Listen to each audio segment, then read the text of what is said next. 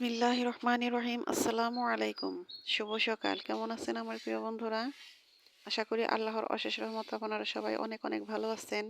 আমিও আল্লাহর অশেষ রহমত আপনাদের সকালের দোয়ায় আলহামদুলিল্লাহ ভালো আছি। তো কাছে দূরে দেশ বিদেশে যে যেখান থেকে আমার এই ভিডিওটা এই মুহূর্তে দেখতেছেন, আমার ভিডিওর সাথে যুক্ত আছেন, সবার প্রতি রইল আমার আন্তরিক ভালোবাসা ও শুভকামনা।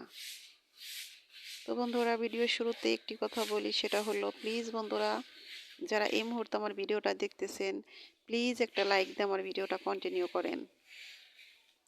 আর নতুন বন্ধুদের বলতেছি, প্লিজ বন্ধুরা ভিডিওটা স্কিপ না করে পুরো ভিডিওটা সুন্দরভাবে মনোযোগ সহকারে দেখুন, হয়তো কোথাও কোনো একটু অংশ আপনাদের ভালো লাগবে। আর যদি ভালো লেগে যায় তাহলে অবশ্যই সাবস্ক্রাইব করে আমার প্রিয় বন্ধু হয়ে আমার পাশেই থাকবেন। আর পরবর্তী ভিডিও দেখার সময় অবশ্যই একটা কমেন্ট করে যাবেন, যেন সেই কমেন্টের সূত্র ধরে আমি আপনাদের কাছে পৌঁছে যেতে পারি, প্রিয় বন্ধু হয়ে যেন আমি আপনাদের পাশেই থাকতে পারি। তো আমরা একে অপরের বন্ধু হয়ে থাকবো, একসাথে চলবো ইনশাআল্লাহ। তো এই তো বন্ধুরা, দেখুন আজকে অনেক সকাল থেকে আমি ভিডিওটা শুরু করেছি। তো সকালের যে কাজ সেগুলো তো মাঝে মাঝে এক এক দিন এক একটা আপনাদের সাথে আমি শেয়ার করি। তো আজকেও করলাম। তো আমার উঠানটা কিন্তু মাশাআল্লাহ অনেক বড়। এই উঠানটা যদি এই উঠানের ঝাড়ুটা শুধু আমি এই ভিডিওটা করি, তাহলে কিন্তু আমার ভিডিওটা অনেক লম্বা হয়ে যাবে। শুধু এই উঠান ঝাড়ু দিতে দিতেই আমার প্রায় 10-15 মিনিট লেগে যায়। তো আনাচে কানাচে সব দিকেই তো দিতে হয়, শুধু তো এই দুয়ার না, তারপরে এই পাশ ওপাশ আছে, সবগুলোই দিতে হয়। তো বন্ধুরা, এই তো দেখুন আমার বাগানে আরেকটি ফুলের আগমন শুরু হয়ে গেছে। এটাও একটা চন্দ্রমল্লিকা।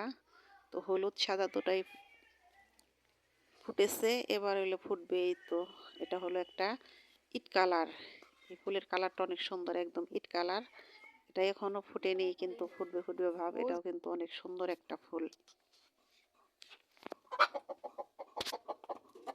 আর এই তো দেখেন মুরগির ডিম, কালকেও কিন্তু অনেকগুলো ডিম বের করছি। আবার এই তো 3টা মুরগি, এখন কোনটায় ডিম দেয় না দেয় এটা তো আর খেয়াল করি না। তো একটা মুরগি দেখি বসে আছে। তো এখানেও এই দেখতেছি 4টা ডিম। তো ডিমগুলা কিন্তু অনেক বড়। দেশি মুরগির ডিম কিন্তু এত বড় হয় না, কিন্তু আমার মুরগির ডিমগুলো আসলে মাশাআল্লাহ অনেক বড়। তো ডিমগুলো হাতে নিতে চাইতেছি, কিন্তু নিতে পারতেছি না। দেখেন 4টা ডিম কিন্তু হাতের মধ্যে আমার নেওয়া যাইতেছে না, পড়ে যাইতেছে। তো এই তো শীতের সকাল, দেখেন শীতের সকালে কিন্তু একদিকে রোদ আরেকদিকে কুয়াশা কুয়াশা ভাব, ভালোই লাগে। তো রোদ ওঠার আগেই, বেলা ওঠার সাথে সাথে আগে আমার ঘরের সামনে রোদ আসে। তো দুয়ারের চারপাশে কিন্তু তখন রোদ থাকে না, ভালো লাগে। তো আমার বাড়ির আশেপাশের যারা আছে সবাই এসে আমার উঠানে বসে, ওই যে আমার দাদি শাশুড়ি বসে আছে, সবাই এসে এখানে বসে। আবার অনেকেই দেখা যায় সকালের খাবারও এসে সবাই হাতে করে করে প্লেটে করে খায়। এটা কিন্তু একটা মজার ব্যাপার, খুব ভালো লাগে। আর গরমের দিনে আমরা কি করি, যে ঘরের ভিতরে কখন ফ্যান চলবে, ফ্যানের নিচে বসে বসে আরাম করে খাবো।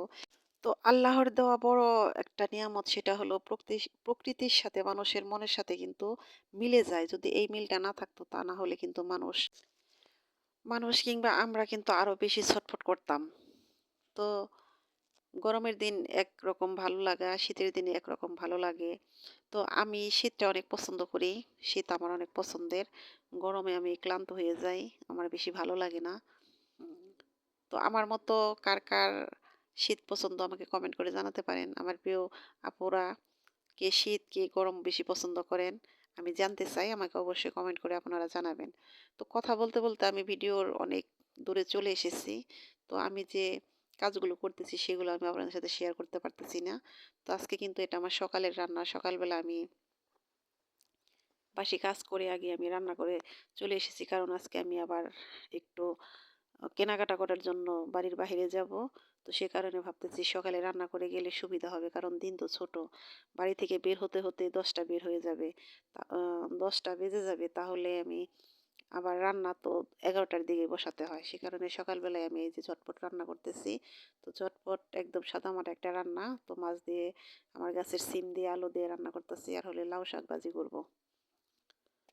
তো ছেলে দেখতে দেখতে মাশাল্লাহ আমার ছেলে অনেক বড় হয়ে গেছে, হঠাৎ করে একদম লম্বা হয়ে গেছে।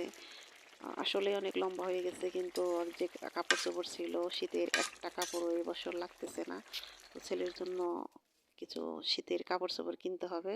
সে কারণে আমি চলে যাব একটু মার্কেটে। এই তো আপুরা আমার তরকারি রান্না শেষ। এবার আমি লাউ শাকটা ভাজি করব। তো সাদামাটা ভাবে আজকে লাউ শাক ভাজি করব। ২ দিন তো ভাজি করলাম সিম দিয়ে লাউ শাক, কিন্তু আজকে এমনিতেই করব।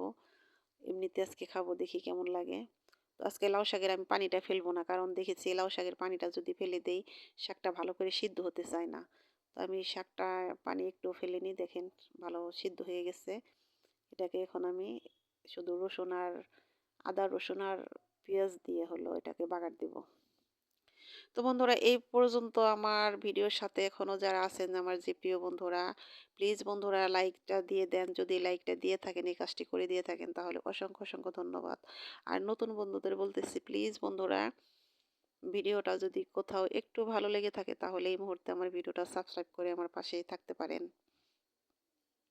তো এই তো আমার শাক রান্না শেষ। তো মাটির চুলায় রান্না করতে গেলে একটা সমস্যা হয় কি, যদি চুলার জালটা ভালো রকম জ্বলে যায় তাহলে কিন্তু আর থামতে চায় না। তো কমাতে গেলেও দেখা যায় কমানো যায় না, একবার ধাউ ধাউ করে জ্বলে কড়াইটা একবারে পুড়ে যায়।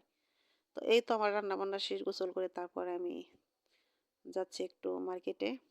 তো আমি গাড়িতে বসে ভিডিও করতে পারি না, তারপরও চেষ্টা করতেছি, কারণ ভয় লাগে, মনে হয় যে মোবাইলটা হাত থেকে পড়ে যাবে, পড়ে গেলেই তো শেষ।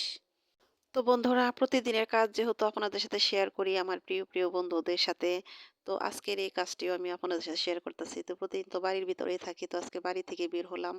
ভাবলাম যে এর মধ্যে বাড়ি থেকে অনেক সময় বের হয়েছি, কিন্তু আমি ওইভাবে ভিডিওটা করতে পারিনি। তো আজকে আমি করলাম, কারণ আমার কিছু অনেক প্রিয় ঘনিষ্ঠ ফ্রেন্ড সার্কেল হয়েছে।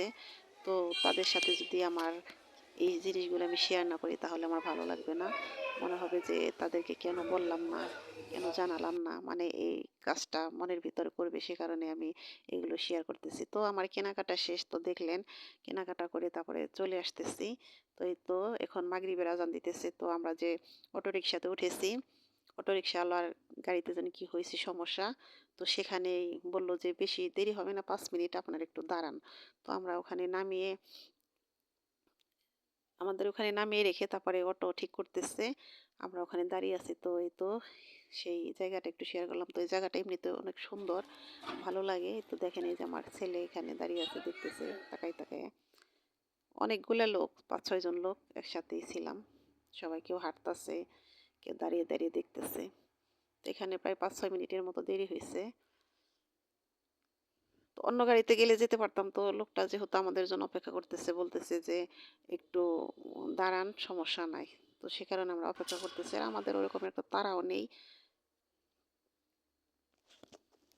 আমার ছেলেটা শুধু বড় হয়েছে, কিন্তু ওইরকম ভাবে কেনাকাটা এখনো করতে পারে না। আমার বড় ছেলে ওকে ও কিনে দেয়, ওর আব্বু দেয় আর আমি কিনে দেই। তো আজকে বলছিলাম যে তুমি একাই কিনে নিয়ে আসো। তো আমি যেখানে কেনাকাটা করতে গেছিলাম তার পাশে ওর স্কুল, ও কিন্তু প্রতিদিনই ওইখানে যায়। তারপরও ও আমাকে ছাড়া গেল না, ওকে নিয়েই চলে গেলাম। তো এই তো কিনে দিয়েছি, ছেলে তো অনেক খুশি হয়েছে। তো দেখুন সেগুলো আমি আপনাদের সাথে শেয়ার করি। তো আমার ছেলের কেনাকাটাগুলো কেমন হয়েছে অবশ্যই আপনারা কমেন্ট করে জানাবেন। ছেলের পছন্দ আজকে কিনেছি, আমি নিজের পছন্দে কিছু কিনি নাই। তো আমি একটা পছন্দ করেছিলাম, সেটা আমার ছেলে পছন্দ করে নাই। তো আমি আরও টানি নাই, যে ছেলে যেহেতু এখন বড় হয়েছে ওর পছন্দের তো দাম দিতে হবে, সে কারণে ওর পছন্দের জিনিসগুলোই কিনেছি। তো বন্ধুরা আমি নাগরপুর থেকে কেনাকাটা করেছি এগুলো। তো নাগরপুরে অত ভালো মানের কোনো কিছুই পাওয়া যায় না। তো আমাদের মতো লোকদের জিনিসের অভাব নেই, কেনা যায়, সবটাই কিনতে পারি, কিন্তু পছন্দসই জিনিস কিনতে গেলে সে টাঙ্গাইলে যেতে হয়। তো টাঙ্গাইলে যাওয়া অনেক টাফ ব্যাপার, সে কারণে ওখানে যাওয়া হয় না, যে এখান থেকে কিনে দেই। তো এখান থেকে কিনে দিয়েছি, তাতে আমার ছেলের কোনো সমস্যা নেই। ছেলে যদি বলতো যে না আম্মু আমাকে টাঙ্গাইল থেকে কিনে দিতে হবে, তাহলে হয়তো সেখানে যেতে হতো। তো আমি সেখানে আর যাইনি, এখান থেকেই এই কেনাকাটা শেষ করলাম। তো ঈদের সামনে আশা আছে যে আল্লাহ পাক নিলে হয়তো টাঙ্গাইল গিয়ে কেনাকাটা করব। তো বন্ধুরা কথায় কথায় আমার ভিডিওটা লাস্ট পর্যায়ে চলে এসেছে। আমার ভিডিওটা, আমার কথা কেমন লাগলো অবশ্যই আমাকে কমেন্ট করে জানাবেন। আর প্লিজ বন্ধুরা আমার কথাতে হয়তো অনেক ভুল হয়েছে, তো আমার ভুলগুলো ক্ষমা সুন্দর দৃষ্টিতে দেখবেন। আজকের মতো এখানেই বিদায় নিলাম। আল্লাহ হাফেজ, আসসালামু আলাইকুম।